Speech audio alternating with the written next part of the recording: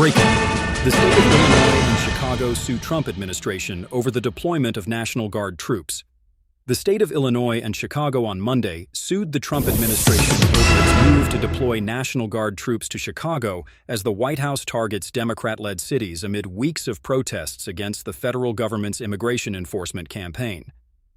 The lawsuit opens a new front in the legal battles the White House is waging against state and local officials, coming just hours after a federal judge blocked a similar deployment of the Guard to Portland, Oregon. Defendants' deployment of federalized troops to Illinois is patently unlawful, the lawsuit says. Plaintiffs ask this court to halt the illegal, dangerous, and unconstitutional federalization of members of the National Guard of the United States, including both the Illinois and Texas National Guard. The lawsuit comes 2 days after the White House announced President Donald Trump authorized sending 300 members of the Illinois National Guard to Chicago to protect federal officers and assets, reprising a strategy he first used against anti-immigration and customs enforcement protests in Los Angeles and Washington, D.C. News of the deployment was condemned by Illinois Governor J.B. Pritzker, who said he refused to call up the National Guard after the Trump administration demanded he do so.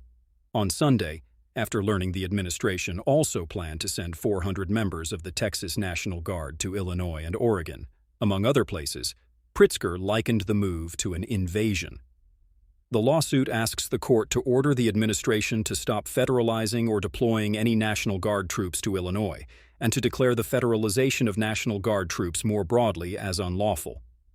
Trump, Department of Homeland Security Secretary Kristi Noem, and Department of Defense Secretary Pete Hegseth are among the defendants named. In a statement, a White House spokesperson said the president will not turn a blind eye to the lawlessness plaguing American cities.